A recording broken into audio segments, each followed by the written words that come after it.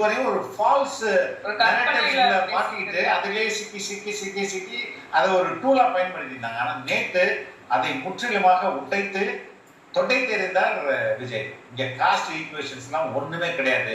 Cost religion gender எதுவுமே கிடையாது. அங்க வந்து எல்லா மக்களும் கடலோர மக்கள்ல இருந்து வேளாண்குடி மக்கள் வரையும் வணிகர் மக்கள் வரையும் எல்லாம் வந்து திரண்டது இருக்குல்ல. ஐயோ அது ஃபுல்லா அந்த பஸ் நடுவுல அவ்வளோ ஜனங்க இருக்கிற மாதிரி இருந்துச்சு. செம்ம கிரௌடுமா. Nobody in Tamil Nadu would have expected this much of crowd. ஆனா அவர் ஏன் பேசல? ஆக்சுவலா தூத்துக்குடியில திருநெல்வேலியில பேசினாரு. உள்ளரங்கம் இருந்தது, அந்த பர்மிஷன் கொடுத்திருப்பாங்க. மற்றவெல்லாம் ரோட் ஷோ தானே. எல்லா மக்களையும் சந்திக்கணும் போது மக்கள் சந்திப்பு தானே முக்கியம். அன்பு மழை பொழிந்து, அதாவது என்ன சொல்றது, நேற்று மட்டுமே பலருக்கும் தூக்கம் போயிருக்கோம். என்னது கனிமொழியெல்லாம் அவ்வளவுதான் ரூம்ல போய் கண்ணீர் விட்டுருப்பாங்க. என்ன பாருங்க இப்படி பண்றீங்களே அப்படின்ற மாதிரி. நானே எதிர்பார்க்கலாமா? இல்ல நான் எதிர்பார்த்தேன் டீப் சவுத்ல வந்து விஜய்க்கு வந்து நிறைய சப்போர்ட் இருக்குன்னு எனக்கு தெரியும். ஆனா வந்து இவ்வளவு பேர் வந்து ஒரே டைம்ல வருவாங்க அப்படிங்கிறது, அதனால இன்னைக்கு ஒரு தேர்ஸ்டேனா வந்து வேலைக்கு போயிட்டு நிறைய பேர் இருப்பாங்க.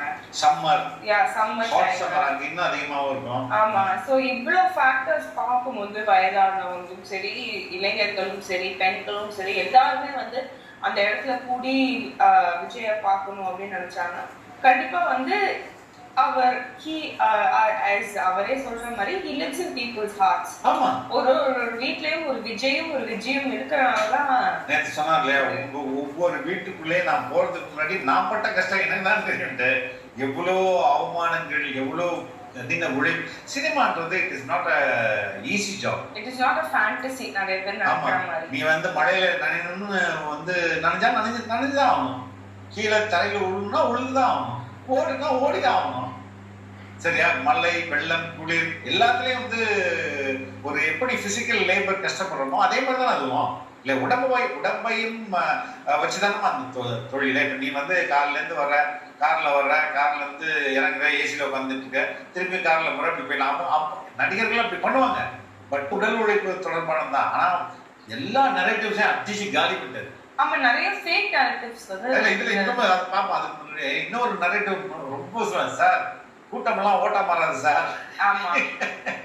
அப்படி சொன்னவெல்லாம் எனக்கு தெரிச்சு ஓடி போயிட்டாமா. ஏன் சொல்லு, இதுக்கு மேல அந்த ஆர்குமெண்ட் நீங்க வைக்கவே முடியாது. ஆமா, ஏன்னா இவ்வளவு கஷ்டப்பட்டு